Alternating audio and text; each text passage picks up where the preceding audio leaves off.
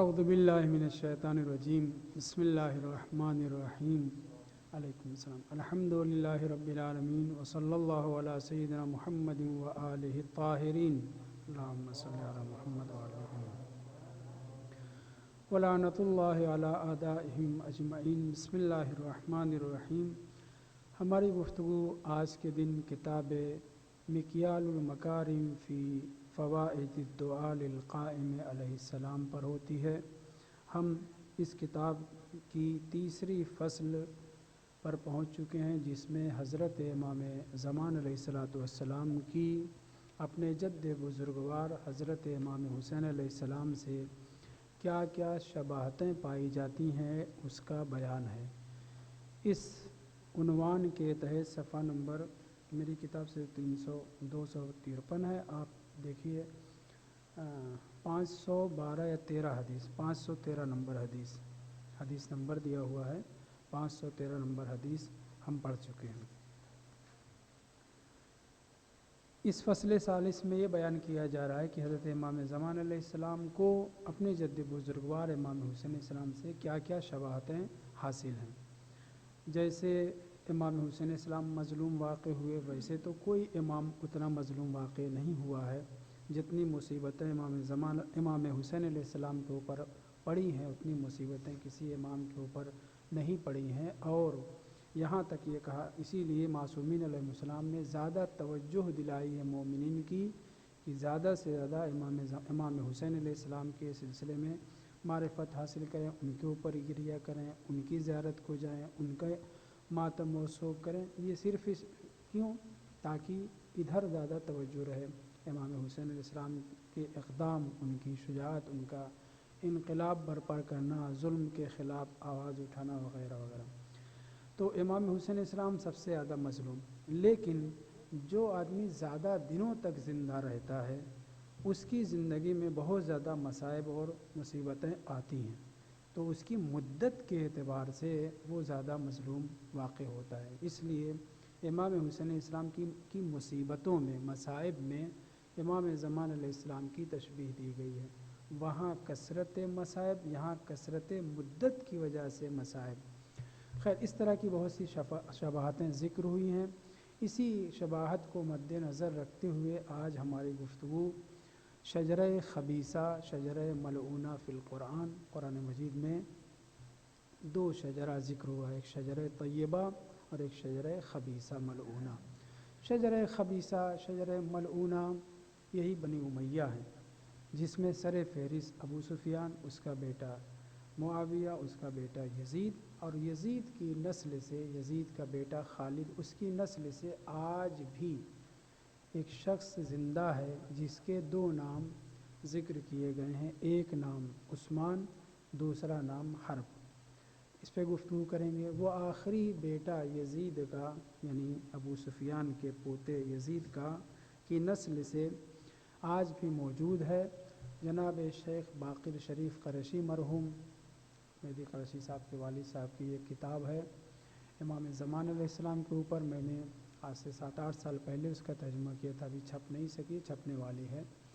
اس میں جہاں پہ آپ نے امام زمان علیہ السلام کے ظہور کی لازمی اور حتمی علامتوں کا بیان ہر کتاب میں ہے، لیکن اس کا تذکرہ اس لیے کر رہا ہوں کہ یہ کتاب جلد ہی آپ حضرات کے ہاتھوں میں پہنچنے والی ہے۔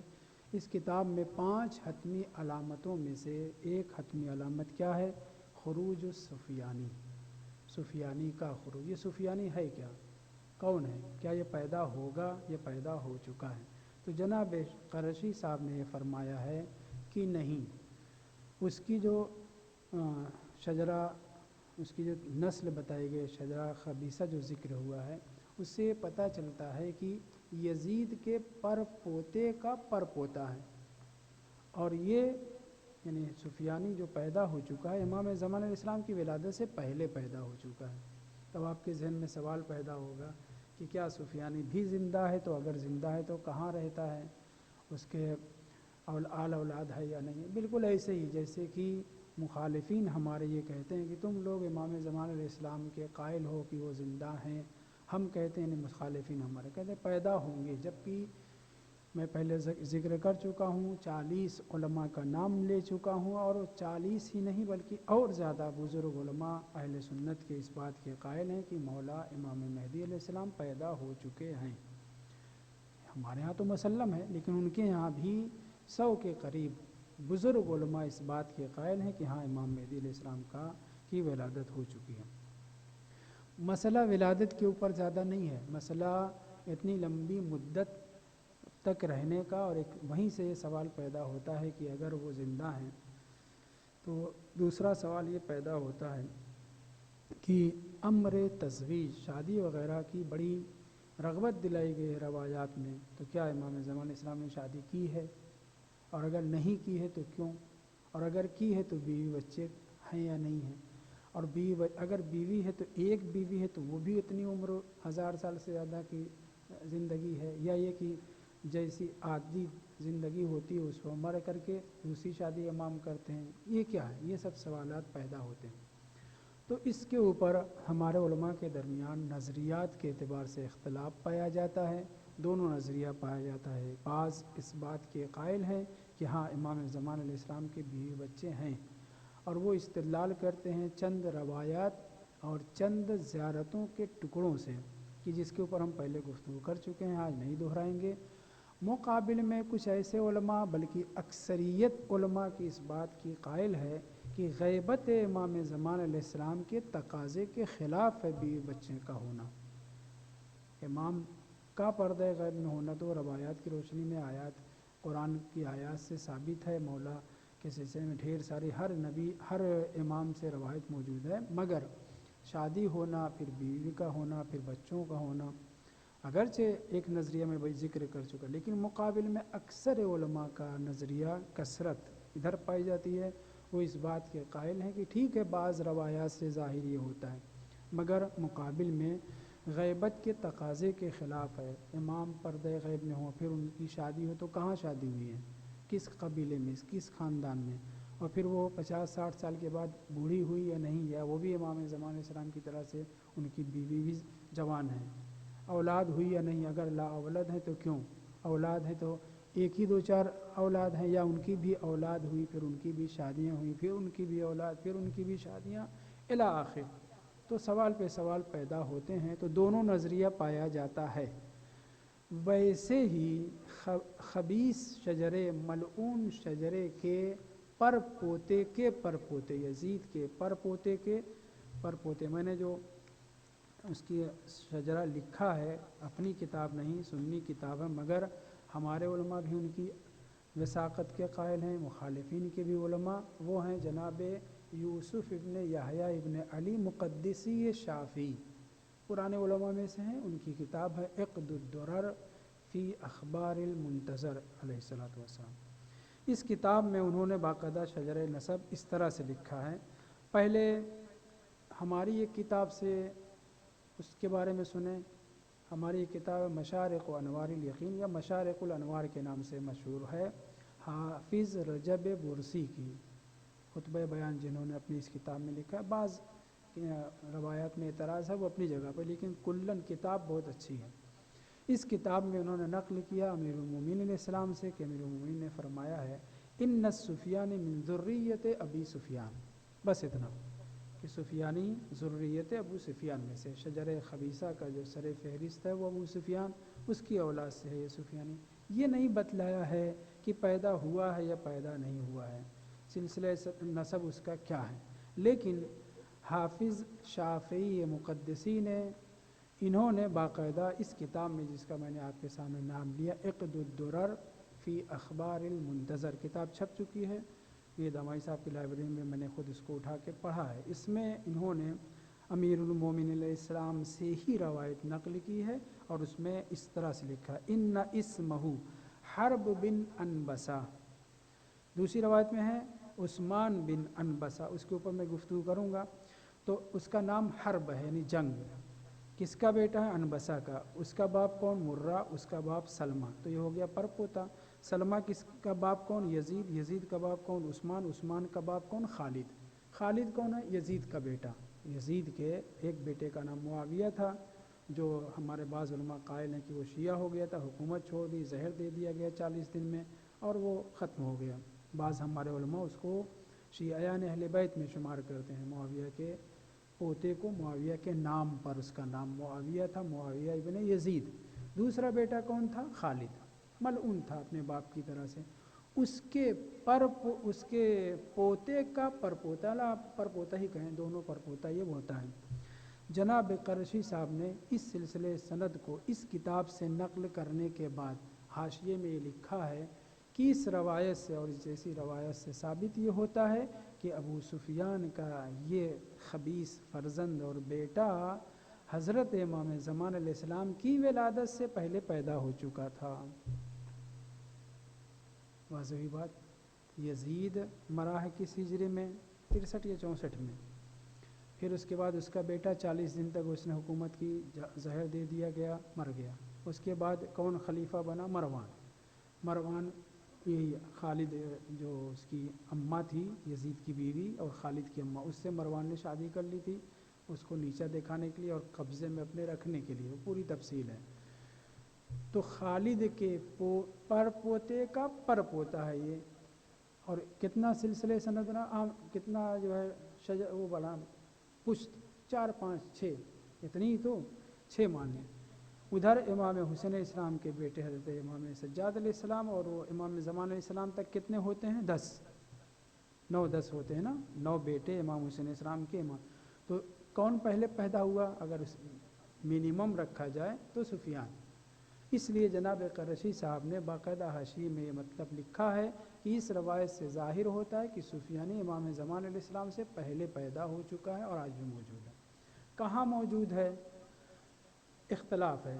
غوطۃ الشرقی سے ظہور کرے گا 1 ہے، حرستہ سے ظہور کرے گا 2، وادی یابس سے ظہور کرے گا 3۔ اسی طریقے کے چند کلمات کلن دمشق کے شام کے علاقے سے یہ ملعون ظاہر ہوگا۔ توجہ یہاں پہ ایک فقرے سے توجہ، جیسے امام زمان علیہ السلام کی ولادت کے بیان کے بعد ہمارے اکثر اماموں کی روایات میں امام کے لیے لفظ ظہور، لفظ خروج، لفظ آنا بیان کیا گیا، پیدا ہونا ذکر نہیں ہوا ہے، ویسے 5 حتمی علامتوں میں سے ایک علامت سفیانی کا خروج ہے، پیدا ہونا نہیں ہے۔ واضح بات۔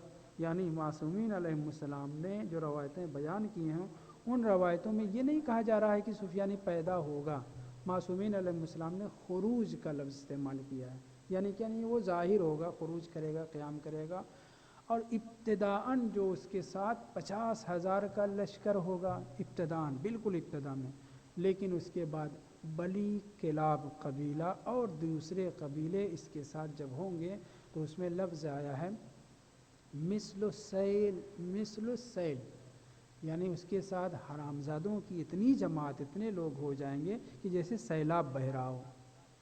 50,000 ابتدائی خروج میں پہلے دوسرے دن مان لیجئے اس کے ساتھ ہوں گے، اور اس کے بعد حرامزادوں کی اکثریت یورپ، امریکہ، کہاں کے جتنے لوگ اپنے باپ کے بیٹے ہیں، ماں کا تو پتہ ہے، باپ کا پتہ نہیں، ان کی اکثریت اس کے ساتھ ہو جائے گی۔ اور آج یورپ، امریکہ میں کتنے ناجائز بچے پیدا ہو رہے ہیں، کوئی گنتی نہیں ہے، لاکھوں کی بات نہ کریں، کروڑوں میں ہیں۔ ایسے ہی یہ جب خروج کرے گا تو بنی امیہ کے جتنے افراد ہوں گے، افراد سے مراد نسلاً نہیں بلکہ فکراً، جتنے بھی ہم فکر ہوں گے وہ سب کے سب اس کے ساتھ ہو جائیں گے۔ مسلمانوں کی اکثریت جو اہل بیت سے دور ہے، یا اکثریت نہ کہیں، کافی تعداد میں جو اہل بیت سے دور ہے، بہت سے مسلمان اہل بیت کو چاہتے ہیں، ہم ان کی بات نہیں کر رہے ہیں، جو ناصبی ہیں، سلفی ہیں، دشمن ہیں ایک قسم سے، وہ سب کے سب ان کے یہاں پہ بھی حرام زادوں کی اتنی تعداد بڑھے گی کہ وہ سب کے سب بنی امیہ کا کہ ہم فکر ہوں گے اور اس کا ساتھ دیں گے۔ بہرحال تو میں روایت یہ بیان کر رہا تھا کہ سفیانی کے سلسلے میں یہ بھی سوال پیدا ہوتا ہے، جیسے امام زمان علیہ السلام کے سلسلے میں سوال پیدا ہوا کہ آیا سفیانی شادی شدہ ہے یا نہیں۔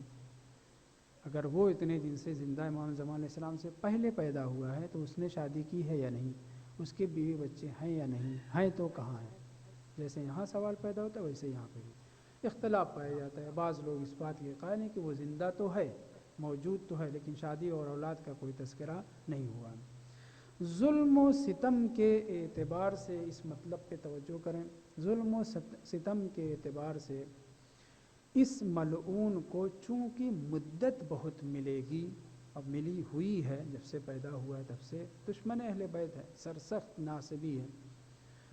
آیا فی الحال وہ دشمنی کرتا ہے، قتل و غارت کرتا ہے یا نہیں، مختلف جگہ شریک ہوتا ہے جنگوں میں، بم پھوڑنے میں وغیرہ وغیرہ، معلوم نہیں، کچھ کہا نہیں جا سکتا ہے، ہمارے پاس روایات میں کنفرم نہیں ہے. لیکن مدت ظلم کے اعتبار سے، جیسے مدت صبر کے اعتبار سے ہم نے امام حسین علیہ السلام سے تشبیہ دی امام مہدی علیہ السلام کو، کہ وہاں تو کربلا میں چند دن کے اندر اور ایک دوپہر میں ایک شام تک اہل بیت کے اوپر بے پناہ ظلم ہو گئے، کہ ایسا ظلم تاریخ نے نہیں دیکھا ہے. درست، سارے اہل بیت طاہرین علیہ السلام نے امام حسین علیہ السلام کو مظلوم ترین فرد بتاتے ہیں. مظلوم اول امام امیر المومنین السلام، وہ مظلوم ترین. لفظ مظلوم اگر استعمال کیا جائے کسی امام کے لیے تو کس طرف انصراف ہوگا؟ امام حسین علیہ السلام کی طرف. بلکہ چھٹے امام نے باقاعدہ اپنے صحابیوں سے یہ کہا بھی ہے کہ تم مظلوم کی زیارت کرنے کے لیے جاتے ہو یا نہیں؟ اس نے کہا کون مظلوم؟ تب بتایا کہ امام حسین علیہ السلام. تو مظلوم لفظ انصراف رکھتا ہے کس کی طرف؟ تبادل ذہنی رکھتا ہے امام حسین علیہ السلام کی طرف. لیکن کیا امام زمان علیہ السلام نہیں اپنی آنکھوں سے دیکھ رہے ہیں کتنا ظلم ان کے اہل بیت پر ہو رہا ہے، ان کے مطلب شیعان اہل بیت پر اور سادات بنی فاطمہ اہل بیت طاہرین کے اولاد پر، اور جو بھی ظلم و ستم طول تاریخ میں ہو رہا ہے اس میں مظلوم صبر کرنے والا صابر کون؟ امام زمان علیہ السلام. تو یہ بہرحال شواہد دی گئی، میں اس کی تفصیل میں نہیں جانا چاہتا. مفہوم یہ ہے کہ وہاں پہ کثرت صبر یہاں پہ بھی ہے، کثرت صبر یہاں پہ بھی ہے. ایسے ہی اس ملعون کو، سفیانی کو بہت وقت ملے گا ظلم کرنے کا، اور اسی لیے امیر المومنین علیہ السلام کا ایک پورا خطبہ ہے اس ملعون کے سلسلے میں، ایک پورا خطبہ ہے. اس کے دو ایک فقرے توجہ سے سنیں. فرماتے ہیں انہ ملعون فی السماء ملعون فی الارض. سفیانی آسمان میں بھی ملعون ہے، زمین میں بھی ملعون ہے. آسمان والے بھی اس کے اوپر لعنت کرتے ہیں، زمین والے بھی، اہل بیت کے چاہنے والے بھی سفیانی کے اوپر ویسے ہی لعنت کرتے ہیں جیسے اس کے آباء و اجداد پر. ابو سفیان تک جائیے، سب کے اوپر ہم لعنت کرتے ہیں، اور کوئی ڈھکی چھپی بات نہیں ہے. زیارت عاشورہ میں معاویہ کے اوپر صریح طور پہ لعنت ہے، یزید کے اوپر لعنت ہے، اور اس کے بزرگوں کے اوپر بھی اول اور ثانی اور ثالث کر کے لعنت ہے. خیر، امام کیا فرماتے ہیں خطبے میں؟ انہ ملعون فی السماء و ملعون فی الارض. نہیں ہے، یہ ہے نہیں، ملعون فی الارض. اس کا مطلب کیا ہے؟ یعنی وہ جو آسمانی لوگ ہیں، تو ملعون ہے آسمان میں، وہ واضح ہے، زمین میں یہ بھی واضح ہے. لیکن جو آسمانی لوگ ہیں یعنی فرشتے، کروبیان، اور وہ ہستیاں، وہ خلائق جو آسمانوں میں ہیں، وہ سب کے سب سفیانی کے اوپر لعنت کرتے ہیں. ملعون فی الارض. اور جو زمینی لوگ ہیں یعنی اہل بیت کے چاہنے والے، زمینی بھی ہیں اور آسمانی بھی ہیں. مومن عربی بھی ہے، فارسی بھی ہے، ہاشمی بھی ہے، مختلف کلمات اس کے لیے استعمال کیے گئے ہیں، دور نہ جاؤں. ملعون فی الارض. تو کون لعنت کرتا ہے سفیانی کے اوپر سوائے اہل بیت کے چاہنے والوں کے؟ اور کون لعنت کرتا ہے؟ تو وہ زمینی لوگ جو آسمانی لوگوں کی طرح سے ابو سفیان کی اولاد خبیث آخری کانٹا، میں نے عنوان ہی اس کا آخری کانٹا رکھا ہے، اور میں کتاب انشاءاللہ مرتب کروں گا، لکھ رہا ہوں. آخری شجرہ خبیثہ کے آخری کانٹے کے اوپر جو لعنت کرتا ہے اس دنیا میں، وہ اہل بیت کے چاہنے والے ہیں. ہم لعنت کرتے ہیں. امام امیر المومنین نے پیشین وہی فرمائی ہے کہ صرف زمین والے لعنت اس کے اوپر نہیں کرتے سفیانی کے اوپر، ارے صرف آسمان والے لعنت نہیں کرتے، زمین والے بھی لعنت کرتے ہیں. پھر اس کے بعد بظاہر یہ عبارت قلت کے طور پر بیان ہوئی ہے. میں کہہ رہا ہوں بظاہر، قسم کھا کے نہیں کہہ سکتا، یقینی طور پہ نہیں کہہ سکتا. علت کے طور پر یہ عبارت ذکر. کیوں؟ اشد خلق اللہ جوراً و اکثر خلق اللہ ظلماً. امیر المومنین فرماتے ہیں اس لیے آسمان والے اس کے اوپر مسلسل لعنت بھیجتے ہیں، اس لیے زمین پر ہمارے چاہنے والے سفیانی کے اوپر مسلسل اس لیے لعنت کرتے ہیں کیونکہ مخلوق الہی میں، تمام خلائق میں سب سے زیادہ اور سب سے شدید ظلم و ستم کرنے والا یہی ہے. اشد الناس، اشد خلق اللہ جوراً اور اکثر خلق اللہ ظلماً. روئے زمین پر سب سے زیادہ ظلم کرنے والا، سب سے زیادہ جور کرنے والا سفیانی ہے۔ خب ابھی تو اس نے ظلم بظاہر نہیں کیا ہے، ہم نے نہیں دیکھا، اور اس کو ٹائم بھی بہت زیادہ ملے گا نہیں۔ کتنا ملے گا؟ اگر آپ لوگوں کو یاد ہو تو میں نے بیان کیا تھا، سفیانی کی حکومت کا مدت حمل، ایک حمل 9 مہینے کے قریب جو ہے اس کو حکومت کا موقع ملے گا، اس میں وہ بے پناہ ظلم و ستم ڈھائے گا، کتنے شیعان اہل بیت کو قتل کرے گا، اس کا سارا ہم و غم، سب سے زیادہ اس کے دل میں جو لاوا پھوٹ رہا ہے وہ کس کی نسبت؟ اہل بیت کے چاہنے والوں کی نسبت۔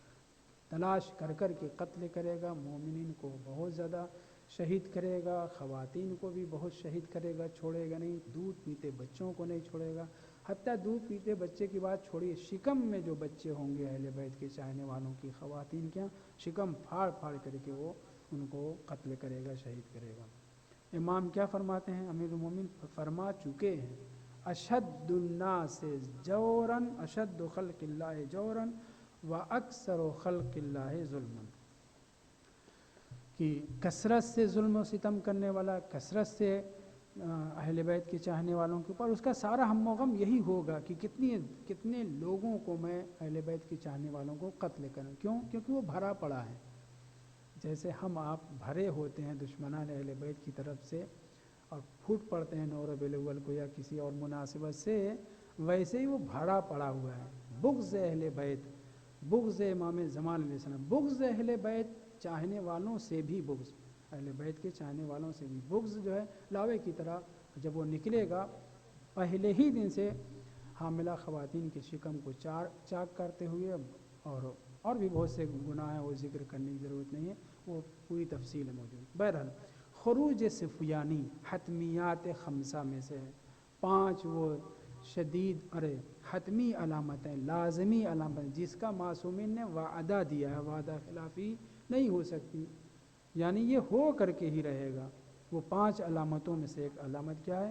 خروج سفیانی ہے، ولادت سفیانی نہیں، خروج سفیانی ہے۔ اس میں سے ایک علامت جو اسی سے تعلق رکھتی ہے سفیانی سے، وہ ہے صیحۃ السماء، الصیحہ یعنی آسمان سے ندا، آواز، وہ آواز بھی علامت حتمیہ میں سے ہے۔ جب تک آسمان سے صیحہ نہیں ہوگا، آواز نہیں آئے گی، ندا نہیں آئے گی، جس کو ساری خلق خدا سنے گی، کوئی بھی سوتا ہوا آدمی بھی سنے گا، جاگتا ہوا بھی آدمی سنے گا، جو آدمی بیٹھا ہوا ہے کھڑا ہو جائے گا، جو کھڑا ہے وہ بیٹھ جائے گا، گھبرا جائے گا، خواتین جو حجرے کے اندر جلدی سے نکلتی نہیں ہوں گی اس زمانے میں بے پناہ پردہ، وہ بھی باہر نکل آئیں گی اس آواز کو سن کر کے۔ وہ کیا ہے؟ جناب جبرائیل کی آواز، جس کے لیے بعض روایت میں تاریخ بھی مقرر ہے، 23 رمضان آخری شب قدر یا 21 رمضان دوسری شب قدر میں جناب جبرائیل آواز دیں گے صبح کے وقت، الا ان علی و شیعتہ ہم الفائزون، شیعتہ حضرت علی علیہ السلام اور ان کے چاہنے والے ہی کامیاب ہونے والے ہیں۔ یہ جو آواز دیں گے نام لے کر کے امیر المومنین کا، اور امام زمان علیہ السلام کا بھی نام لیں گے، وہ بھی روایت میں پڑھ چکا ہوں، یہ آواز صبح کے وقت ہوگی، پوری دنیا میں آواز پھیلے گی، ہر کوئی اپنی زبان میں اس آواز کو سنے گا، اور پھر شام کے وقت شیطان، اب یہ کون سا شیطان ہے یہ بحث ہے، شیطان بھی ایک ایسی آواز پیدا کرے گا جو پوری دنیا میں سنی جائے گی۔ صبح میں جبرائیل امین کی آواز آسمان سے آئے گی کہ امام زمان علیہ السلام کے سلسلے میں کہ بقیت اللہ یہی ہیں، ان کی نصرت کو آؤ، پرچم ہدایت یہی، مینار ہدایت یہی ہے، اور ایک آواز جو اس میں الفاظ استعمال ہوں وہ یہ ہے کہ امیر المومنین ان کے چاہنے والے ہی کامیاب ہونے والے ہیں۔ شام کو جو آواز آئے گی وہ ابو سفیان کی اسی شجر خبیثہ کے آخری کاٹے سفیان کے اصلی نام کے ساتھ کیا آواز آئے گی؟ ان عثمان و شیعتہ ہم الفائزون، کہ عثمان اور اس کے چاہنے والے ہی کامیاب ہونے والے ہیں۔ اس آواز میں لفظ جو استعمال ہوا ہے وہ عثمان، تو یہ عثمان ابن عفان تیسرا کوا ہے یا عثمان بن انبسہ ہے، یعنی سفیانی، اس میں اختلاف ہے، مگر اکثر علماء نے یہ تسلیم کیا ہے کہ یہ جو عثمان ہے یہ سفیانی کا نام ہے۔ اور اس روایت میں جو میں نے سنی کتاب سے ابھی نقل کیا اس میں کیا تھا؟ حرب بن انبسا، سفیان بن انبسا، حرب بن انبسا، باپ کا نام انبسا ہوگا، اور یہ دونوں روایتوں میں جو چیز مسلم ہے وہ انبسا باپ ہے، اور اس کا سلسلہ سند کہاں ملتا ہے؟ ابو سفیان سے۔ واضح بات۔ تو سوال پیدا ہوتا ہے کہ اس کا نام عثمان ہی ہے یا حرب ہے؟ جواب، اس روایت میں جس میں یہ کہا گیا حتمی علامتوں میں سے صیحہ آسمانی ہے، اس کا تعلق جناب جبرائیل سے ہے، لیکن شام کو جو آواز پیدا ہوگی وہ علائم حتمیہ میں سے نہیں ہے، بلکہ اس کی رد میں، اس کے مقابلے میں، اور بہت لوگ مضطرب ہو جائیں گے، بہت لوگ بہک جائیں گے۔ کیوں؟ کیونکہ جو آواز گونجے گی وہ بھی پوری دنیا میں گونجے گی، ہر کوئی سنے گا، اور وہاں پہ یہ جو دوسری آواز آئے گی وہ یہی کہ عثمان اور اس کے شیعہ کیا ہیں؟ وہی کامیاب ہونے والے ہیں۔ تو اس روایت کی روشنی میں جو حتمی علامت کے ساتھ ذکر ہوئی ہے، یہ نہیں کہہ رہا ہوں کہ یہ بھی حتمی ہے، صیحہ آسمانی کا تعلق حضرت جبرائیل کی آواز سے ہے، مگر وہ جو شیطان آواز پیدا کرے گا یا شیاطین، اس زمانے میں ہو سکتا ہے ایسا، جیسے آج ریڈیو ٹیلی ویژن یہ سب ہے، پہلے اس زمانے میں تصور نہیں تھا، لیکن ابھی کوئی ایسی آواز پیدا کی جائے جو پوری دنیا میں سنی جائے، امکان پایا جاتا ہے۔ ریڈیو تو کھولنے پر جو ہے سنائی پڑتا ہے نا، لیکن ایسی کوئی مشین بن جائے، شیاطین اور دنیا کے جبار لوگ مل کر کے بنا لیں، کوئی تعجب خیز بات نہیں ہے کہ وہ آواز بغیر کسی آلے اور وسیلے کے پوری دنیا میں سنی جائے۔ تو پہلی جو آواز ہوگی جناب جبرائیل کی آواز ہوگی، وہ حتمیات میں سے ہے، لیکن دوسری جو شام کے وقت آواز ہوگی اسے حتمیات میں ہم شمار نہیں کرتے، کیونکہ اس کے ساتھ اس کا تذکرہ ہوا، مگر حتمی میں نے اس کا نام نہیں آیا۔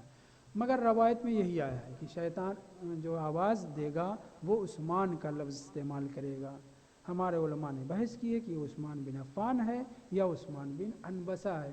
اکثریت کا یہ ماننا ہے کہ عثمان بن انبسا مراد ہے، جو سفیانی کا نام ہے، اور یہ روایت جو ہم نے عقد الدرر فی اخبار المنتظر علیہ السلام سے نقل کی ہے، اس سے یہ ثابت ہوتا ہے کہ اس کا نام حرب ہے۔ میرا اپنا ماننا، میں نے عبارت میں لکھ رکھا ہے، کوئی بعید نہیں ہے کہ سفیانی کا اصلی نام بغیر تشبیہ کے حضرت رسول خدا صلی اللہ علیہ وآلہ وسلم کی طرح دو نام ہو۔ ہمارے نبی کا نام محمد بھی ہے، احمد بھی ہے، قرآن مجید میں دونوں کا تذکرہ کیا ہے، یاتی من بعدہ اسمہ احمد، اور 4 جگہ محمد کا لفظ بھی استعمال ہوا ہے۔ تو پیغمبر اسلام کا جیسے 2 نام ہے، کنیت بہت، القاب بہت، ویسے ہی کوئی شخص اس کا 2 نام ہو، 4 نام ہو۔ جناب نرجس خاتون کے نام میں کتنے اقوال ہیں؟ 6-7 قول ہیں۔ کسی عالم سے پوچھا گیا کہ اتنے اقوال کیوں ہیں؟ تو کہا کہ ایک جواب یہ ہے کہ جب کوئی آدمی بہت ہی خوبیوں والا ہوتا ہے، بہت اچھائیوں والا ہوتا ہے، تو لوگ اسے محبت میں بہت سے ناموں سے پکارتے ہیں اور وہی مشہور ہو جاتا ہے۔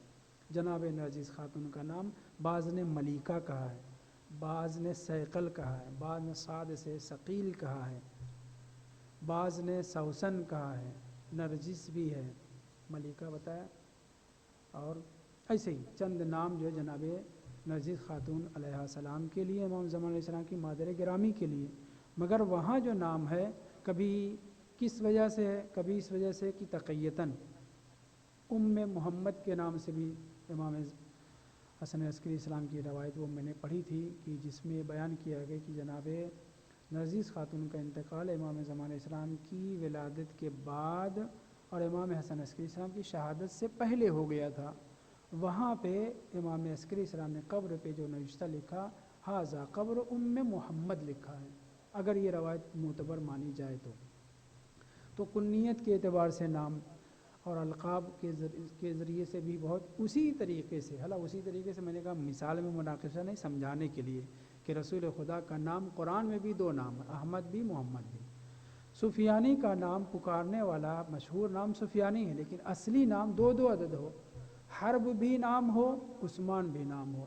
عثمان بھی اس کے پرداداؤں میں سے ایک ہے، اور حرب تو ابو سفیان کا نام ہی حرب تھا۔ ابو سفیان کا نام کیا ہے؟ صخر بن حرب، ہاں صخر تھا، صخر یعنی چٹان، پتھر، اور حرب یعنی جنگ، تو یہ اس کے اجداد میں سے تھے، اس لیے یہ امکان پایا جاتا ہے کہ اس کا نام حرب بھی ہو اور صخر بھی ہو، حرب اپنے پردادا کے نام پہ اور اسی طرح سے صخر بھی۔ ہماری گفتگو یہ تھی کہ امام حسین علیہ السلام سے امام زمان علیہ السلام کی بہت سی تشبیہات ذکر ہوئی ہیں، اس میں سے کثرت صبر، کثرت مصائب وغیرہ۔ ایک بحث اسی سفیانی کے حوالے سے اور بھی سنتے چلیں، ہمارے فقیہ علماء نے، محققین اور محدثین نے بھی، مگر فقیہ خاص طور سے فقہا نے جہاں پہ نماز پڑھنے کی جگہوں پر گفتگو کی ہے، وہاں پر یہ کہا ہے کہ غصبی جگہ پہ نماز نہیں پڑھ سکتے۔ متفقہ روایات بھی موجود ہیں، فتویٰ بھی موجود ہیں، غصبی جگہ پہ نماز نہیں پڑھ سکتے، مگر نجس جگہ اگر سوکھی ہو تو آپ پڑھ سکتے ہیں، لیکن اگر گیلی ہو تو نہیں پڑھ سکتے، نماز صحیح نہیں ہوگی، نجس جگہ پر نماز صحیح نہیں۔ لیکن اگر نجس جگہ آپ جہاں پہ بیٹھے ہیں اتفاق سے دوست ہے کمرہ بن کر کے چلا گیا، پورا کمرہ نجس ہے اور آپ کا نماز کا ٹائم ہو گیا، اب اس کے آنے میں دیر لگے گی، نماز آپ کی قضا ہو جائے گی، کیا کریں گے آپ؟ کوئی کاغذ یا سجدگاہ اٹھائیں گے، سوکھی جگہ، کم سے کم سجدگاہ جہاں پہ پیشانی پڑے گی وہ پاک ہونا چاہیے، چاہے زمین پاک ہو، چاہے سجدگاہ پاک رکھ لیجئے، کاغذ رکھ لیجئے، پتھر رکھ لیجئے، جس پہ سجدہ جائز ہے اس کو رکھ لیجئے، تو آپ کی نماز صحیح ہو جائے گی، بھلے ہی پوری بقیہ جگہ کیا ہے نجس ہے۔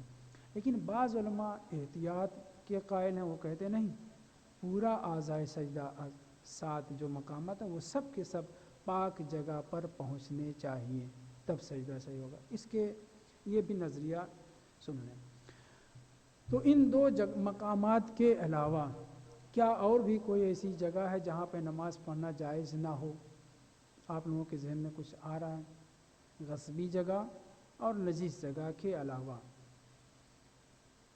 مثلا کسی کی زمین ہے وہ اجازت نہیں دے رہا ہے تو آپ وہاں نماز پڑھیں گے تو غصب کہلائے گا، حالانکہ آپ نے غصب نہیں کیا اس زمین کو، لیکن اپنی تو جگہ نہیں ہے نا، تو وہاں پہ بھی نماز جائز نہیں۔ باغ ہے، کھیت ہے، دکان ہے، کچھ بھی ایسی جگہ جہاں پر وہ آپ کو حق تصرف نہیں ہے، اس میں استعمال کرنے کی اجازت نہیں ہے، تو وہاں پہ بھی نماز نہیں پڑھ سکتے، تو وہ غصب کے ہی حکم میں ہم اس کو داخل کر دیں گے، نجس اور غصب۔ وَتَكْرَهُ الصَّلَاةُ فِي، اب اس کے بعد اماکن، بعض اماکن ایسے ہیں جہاں پہ نماز مکروہ ہے، حرام نہیں ہے، بعض مقامات اور بھی ہیں جہاں پر نماز حرام نہیں ہے، راستہ چلتے سڑک پہ نماز پڑھنا، لوگوں کے گزرنے کی جگہ ہے، حمام ہے، ٹوائلٹ کے سامنے ہے، ایسی جگہ جہاں پہ لوگ پسند نہیں کرتے کہ وہاں پہ کوئی عبادت کرنے لگے، تو ان جگہوں پر نماز پڑھنا حرام نہیں ہے، مکروہ ہے۔ ویسے ہی وہ جگہیں کہ جہاں پر عبارت یہ ہے وَيَكْرَهُ الصَّلَاةُ فِي كُلِّ أَرْضٍ خُسِفٍ، ہر وہ جگہ جہاں پہ عذاب آ چکا ہو، جہاں پہ دھس گئی ہو زمین عذاب کی وجہ سے، ہر وہ زمین جہاں پہ زمین کیا ہے وہ حصہ دھس گیا ہو، وہاں پہ بھی ہمارے علماء مکروہ ہونے کے قائل ہیں۔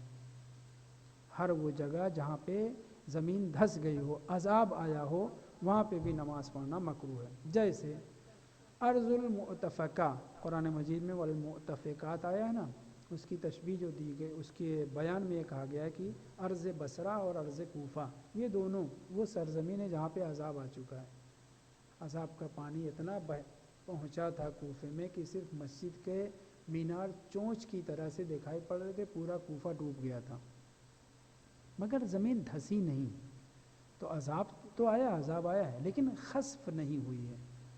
ارض بصرہ کے لیے بھی اسی طرح سے زمین بصرہ کے اوپر 2-3 مرتبہ عذاب آ چکا، ابھی ایک عذاب آنا باقی ہے کہ سارا جو ہے تیل کالا کالا نکلے گا اور بصرہ میں عذاب آئے گا، وہ کب ہوگا نہیں معلوم ہے، ظہور سے پہلے، البتہ حتمی علاماتوں میں سے نہیں ہے۔ توجہ، عذاب آنا اور ہے، ہر جگہ جہاں پہ زلزلہ آیا وہ عذاب ہی ہے، مگر دھسنے کی بات ہے، خسف کا لفظ استعمال ہوا ہے، اور یہ صیغہ مجہول کا صیغہ ہے ماضی کا، یعنی پہلے زمین دھس چکی ہو وہاں پہ بھی نماز پڑھنا مکروہ ہے۔ دلیل کے طور پہ جناب ابن ادریس حلی بیان کرتے ہیں کہ حضرت امیر المومنین علیہ السلام جب جنگ صفین سے واپس آ رہے تھے تو آپ نے بابل کے علاقے میں نماز نہیں پڑھی، یہاں تک کہ سورج ڈوب گیا۔ وہاں سے جویریہ اور چند 100 لوگ اور بھی ساتھ میں تھے، بقیہ لشکر ادھر ادھر اتر کے نماز پڑھ رہا تھا۔ امام نے کہا تم لوگ پڑھ لو، میرے لیے یہاں پہ نماز پڑھنا جائز نہیں ہے۔ امام وہاں سے نکلتے عصر کی نماز کی بات تھی، وقت گزر رہا تھا، یہاں تک کہ روایات میں ذکر ہوا یہاں تک کہ سورج ڈوب گیا۔ سورج کیا ہو گیا؟ ڈوب گیا۔ یہاں پہ پہنچ کر کے ہمارے فقہا نے بہت بحث کی ہے۔ یہی ابن ادریس حلی کہتے ہیں کیا یہ ممکن ہے کہ وقت نماز تنگ ہو اور جہاں نماز پڑھنا مکروہ ہے وہاں نہ پڑھی جائے، اور امام وقت ضائع ہونے دیں، وقت گزر جانے دیں اور نماز نہ پڑھیں، سورج ڈوب جائے؟ یہ تو حرام ہو جائے گا، عصمت کے خلاف ہو جائے گا۔ توجہ کریں، ایک چیز ہمارے لیے مکروہ ہے، مگر اگر وقت تنگ ہو تو آپ کو وہیں پڑھنا ہے۔ کمرے میں بند کر دیا گیا، کمرہ دوسرے کا ہے، نہیں ہے آپ کو اجازت، آپ وہاں پڑھ سکتے ہیں کیونکہ ابھی مجبوری ہے۔ کیا یہ ممکن ہے کہ امام علی علیہ السلام اس جگہ پہ نماز نہ پڑھنے، کراہیت سے بچنے کے لیے حرام کے مرتکب ہوں کہ وقت جو ہے نماز کیا ہو جائے؟ قضا ہو جائے؟ جان بوجھ کر قضا نہیں کر سکتے، تو یہ تو جان بوجھ کے قضا کرنا ہوا، اور جب جان بوجھ کے قضا کرنا ہوا تو عصمت کے خلاف ہے، ایسا معصوم کر نہیں سکتے۔ ابن ادریس حلی نے یہاں پر یہ بات کہی ہے، کیا کہ یہ تو عصمت کے خلاف ہے کہ امام سورج ڈوبنے دیں اور عرض بابل سے نکلتے سورج ڈوب جائے اور نماز بھلے ہی وہ اپنی طاقت سے علم امامت سے سورج لے آئے اپنی جگہ پر جہاں پر اول وقت نماز عصر ہوتا ہے، وہ تو سب نے لکھا، سنیوں نے بھی اور شیعوں نے بھی، ہماری کتابوں میں بھی ان کی کتابوں میں بھی یہ مانتے ہیں۔ بحث یہاں پہ نہیں ہے سورج پلٹانے پہ اور اول وقت پڑھنے پہ ہے، سوال ہمارا یہاں پہ ایک مومن وقت ڈوب رہا ہے اور وہ جو ہے نماز قضا کر رہا ہے، جائز ہے اس کے لیے جان بوجھ کر کے مکروہ سے بچنے کے لیے؟ نہیں، مکروہ سے بچنے کے لیے حرام کو واجب کو نہیں چھوڑا جا سکتا، توجہ ہے نا، مکروہ سے بچنے کے لیے واجب کو اس کے وقت میں ترک نہیں کیا جا سکتا۔ ابن ادریس حلی نے کہا عصمت کے خلاف ہے، ہو ہی نہیں سکتا۔ تو اب امام نے پڑھا یا نہیں پڑھا؟ عرض بابل پہ تو نہیں پڑھا ہے، بعد باہر نکلے ہیں، سورج ڈوب گیا، سورج کو پلٹایا، جویریہ اور 100 لوگ جو ان کے ساتھ تھے سب ان کے پیچھے نماز پڑھے، وہ ہے، پھر اس کے بعد سورج ویسے ہی واپس گر گیا جیسے کہ قلم گر جائے، جیسے قلم سرسراتی ہوئی کھینچتے ہیں لکھتے ہیں تو ویسے آواز ہوئی، سورج آیا تھا نماز پڑھی تھی اور پھر اس کے بعد ڈوب کر کے اقامت کہی نماز مغرب کی اور نماز مغرب پڑھی۔ یہ تو ہے ہمارے یہاں بھی، ان کے یہاں بھی کتابوں میں موجود ہے۔ اشکال اور سوال یہاں پہ ہے کہ کیا کسی مکروہ سے بچنے کے لیے حرام کام واجب کا اس کے وقت میں ترک کرنا جائز ہے؟ نہیں، کسی مومن کے لیے جائز نہیں، تو پھر امیر المومنین کے لیے کیسے جائز ہو جائے گا؟ اس لیے ابن ادریس حلی نے کہا ہے، توجہ، میں نہیں کہہ رہا ہوں کہ میرے اوپر الزام آ جائے، ابن ادریس حلی کا یہ کہنا ہے سورج بظاہر ڈوب گیا تھا، اونچی نیچی جگہ پہ سورج پہاڑوں کے پیچھے چلا گیا، حقیقت میں نہیں ڈوبا تھا، ورنہ امام کی عصمت کے خلاف ہے۔ ہاں امام چاہتے تھے اول وقت پڑھیں تو وہ جو سورج بالکل پہاڑی کے پیچھے یا ٹیلے کے پیچھے یا ادھر لگ رہا تھا کہ ڈوب گیا، اس کو اول وقت لے آئے تاکہ اول وقت نماز عصر پڑھ سکیں۔ آپ لوگ کیا کہتے ہیں؟ سورج کو پلٹایا لیکن غروب ہونے کے بعد نہیں پلٹایا، بظاہر غروب ہوا معلوم ہو رہا تھا لیکن ایک دم سے ڈوبا نہیں تھا۔ ابن ادریس حلی اس کا بھی انکار نہیں کرتے کہ امام نے پلٹایا لیکن وہ اول وقت پڑھنے کے لیے پلٹایا، نہ یہ کہ سورج ڈوب گیا تھا۔ ان کا نظریہ یہی ہے، ابن ادریس حلی کا یہی ماننا ہے کہ سورج ڈوبا نہیں تھا۔ اگر سورج ڈوب جاتا تو یہ اشکال پیدا ہوتا کہ جناب آپ امیر المومن ہو کر کے مکروہ سے بچنے کے لیے حرام کے مرتکب نے واجب کو چھوڑ رہے ہیں، یہ ہو نہیں سکتا۔ اس لیے جناب ابن ادریس حلی نے یہ کہا ہے سورج ڈوبا نہیں تھا، چھپ گیا تھا، امام نے اس کو اول وقت کیا، پھر نماز پڑھی، پھر وہ اپنی جگہ گیا اور پھر اس کے بعد نماز مغرب کا وقت ہوا تو نماز مغرب پڑھی۔ میرا یہ کہنا ہے، میری کوئی حیثیت نہیں، میں ایسے روایات سے جو سمجھا ہوں وہ آپ کے، میرا یہ کہنا یہ ہے کہ ہم کو یہ دیکھنا ہے کہ امام کے لیے واقعاً خسفہ زمین دھسی ہوئی زمین پر نماز پڑھنا صرف مکروہ ہے یا حرام؟ اگر امام کے لیے مخصوص حکم تھا جیسے رسول خدا کے لیے مخصوص ہوں گے آپ 4 سے زیادہ شادیاں کر سکتے ہیں، امام امیر المومنین نہیں کر سکتے۔ جناب خدیجہ جب تک زندہ تھی دوسری شادی نہیں کی، ویسے جناب امیر المومنین اسلام نے جب تک جناب سیدہ زندہ تھی دوسری شادی نہیں کی، حکم تھا ان کے لیے، مخصوص حکم تھا۔ ویسے ہی مخصوص جگہ پر یکرہ الصلاۃ فی کل ارض، خصف تمام مومنین کے لیے، ہر مومن کے لیے اس جگہ پہ نماز پڑھنا مکروہ ہے جہاں پہ عذاب آ چکا ہو، زمین دھس چکی ہو، یہ مکروہ ہے ہر مومن کے لیے، لیکن امیر المومن کے لیے ہو سکتا ہے حرام رہا ہو۔ تو اب حرام اور ترک واجب دونوں ٹکرا رہا ہے، بات واضح ہو رہی ہے؟ امام کے لیے وہاں پہ نماز پڑھنا حرام رہا ہو، مومنین کے لیے حرام نہ رہا ہو۔ اگر صرف مکروہ کی بات تھی تو امام کیوں کہتے تم لوگ اپنی نماز پڑھ لو، میرے لیے یہاں نماز پڑھنا جائز نہیں ہے؟ لفظ پہ غور کریے، تم لوگ یہاں نماز پڑھ لو میرے لیے جائز نہیں ہے۔ یہ لفظ استعمال کرنا کہ میرے لیے جائز نہیں، پتہ چلتا کہ حرام تھا امام کے لیے۔ واضح ہوئی بات؟ ظاہر یہ ہوتا ہے کہ امام کے لیے حرام تھا۔ اگر مکروہ ہوتا تو مومنین پلٹ کر کہہ سکتے تھے آپ کے لیے بھی مکروہ ہے، ہمارے لیے بھی مکروہ، آپ ہمیں مکروہ کرنے کا اجازت دے رہے ہیں اور خود نہیں اس پہ عمل کر رہے ہیں، یہ کون سی بات ہوئی؟ کہہ سکتے تھے نہیں؟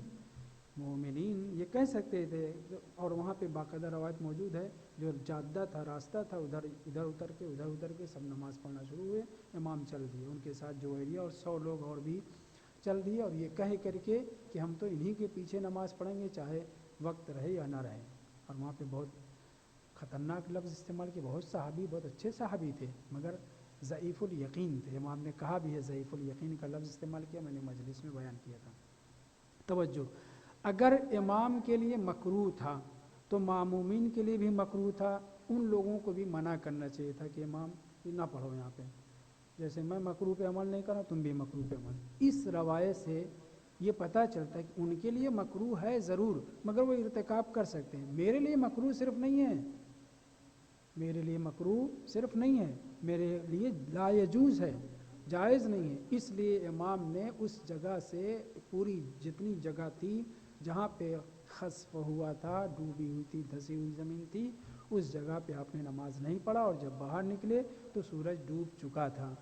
تو اب یہ جو سورج ڈوبا اور واجب ترک ہوا، مقابل میں حرام کا ارتکاب اور واجب کا چھوڑنا، یہ دونوں آپس میں ٹکرا رہے ہیں۔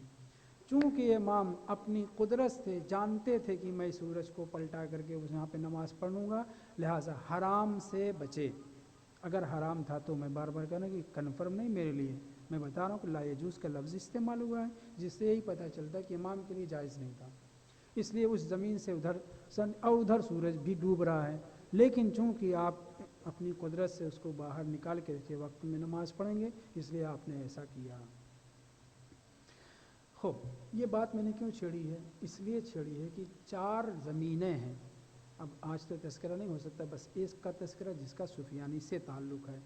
4 زمینیں اور بھی ہیں جہاں پہ نماز پڑھنا مکروہ ہے۔ زمین ذات السلاسل ہے، انہی میں سے ایک زمین بیدا۔ بیدا کیا ہے؟ وہی جگہ جہاں پہ سفیانی لشکر بھیجے گا مدینہ پر حملہ کرنے کے لیے، اور پورا لشکر 4,000 کا لشکر یا اور زیادہ لشکر ہوگا، وہ پورا کا پورا لشکر وہیں پہ دھس جائے گا۔ زمین کو خطاب ہوگا یا ارض ابیدی، دھسا دے ان کو، سب کے سب دھس جائیں گے، 2-3 لوگ بچیں گے، ایک کا رخ جو ہے مڑ جائے گا، ایک امام کی طرف جائے گا، ایک سفیانی کے پاس جائے گا، وہ وہاں پورے واقعہ بیان کرے گا، ایسے ایسے حادثہ پیش آیا، اور وہ وہاں پہ جا کے بیان کرے گا۔ اس کے اوپر میں گفتگو کر چکا، دہرانا مقصد نہیں ہے۔ اس جگہ پر آئندہ، توجہ، آئندہ خسف ہوگا، زمین دھس کر کے مل جائے گی، لیکن اس کے باوجود وہاں پہ بھی نماز پڑھنا مکروہ ہے۔ ابھی زمین دھسی نہیں ہے، دھس جائے گی، لیکن اس کے باوجود وہاں پر بیدا کی زمین پر نماز پڑھنا مکروہ ہے۔ اور یہ بیدا کی زمین ہے کہاں؟ مکہ اور مدینہ کے درمیان۔ مدینہ لوگوں کا جو میقات ہے وہ کہاں ہے؟ ذوالحلیفہ۔ ذوالحلیفہ جو جگہ ہے وہاں پہ میقات ہے، وہاں سے میقات باندھ کر کے، احرام باندھ کر کے حج کرنے کے لیے جاتے ہیں نا مدینہ والے۔ مثلا ہم لوگوں کے ہندوستان پاکستان کے مسجد شجرا سے مختلف جگہوں سے ذوالحلیفہ جو جگہ ہے، وہاں سے 1 فرسخ فاصلے پہ جو سرزمین ہے وہ بیدا کی زمین ہے، وہیں پر یہ لشکر پہنچے گا ابو سفیانی کا، اور وہ سب کے سب دھس جائیں گے 2-3 کے علاوہ۔ اس جگہ پر بھی نماز پڑھنا مکروہ ہے، لیکن اگر آپ پھنس جائیں، وسط میں ہے اور لمبا چوڑا ہے، اگر کیا نام ہے انتظار کریں گے تو معلوم ہے سورج ڈوب جائے گا، تو آپ کو پڑھنا ہے، واجب کو نہیں ترک کرنا ہے۔ ایک اہم بحث یہاں پہ یہ نکلتی ہے کہ ابھی تو یہ زمین خسف ہوئی نہیں ہے، دھسی نہیں ہے، تو ہمارے علماء مکروہ کیوں قرار دے رہے ہیں، اور روایت میں بھی کراہت کا ذکر ہوا ہے؟ جواب اس کا یہ ہے کہ وہ زمین جہاں دھس جا چکی ہے اور جہاں دھس جائے گی، روایت میں چونکہ صیغہ ماضی کا استعمال ہوا ہے، خسف کا استعمال ہوا ہے، اس سے ایک بات یہ نکل کر کے آتی ہے کہ ہو سکتا ہے سرزمین بیدا کبھی گزشتہ زمانے میں اس کے اوپر عذاب آیا ہو اور پھر دوبارہ آئے گا۔ واضح ہوئی؟ تو چونکہ ایک تو ماضی کا صیغہ استعمال ہوا، ماضی مجہول کا ہے، نہیں زمین جس پہ خسف ہو چکا ہے، جو دھس چکی ہے، ان خسف شدہ جگہوں میں سے ایک زمین کیا ہے؟ بیدا ہے۔ تو سوال یہ پیدا ہوتا ابھی تو خسف نہیں ہوئی۔ جواب اس کا یہ ہے یا تو یہ مقصود ہو کہ جہاں پہ خسف ہوگا وہاں پہ بھی مکروہ ہے، ایک بات یہ، دوسرے یہ کہ نہیں، ماضی کا صیغہ یہ بول رہا ہے، بتا رہا ہے کہ پہلے خسف بھی ہو چکا ہے، آئندہ بھی خسف ہوگا، اس لیے مکروہ ہے ایسی جگہوں پہ نماز پڑھنا۔ والحمدللہ رب العالمین، وصلی اللہ علی محمد وآلہ الطاہرین۔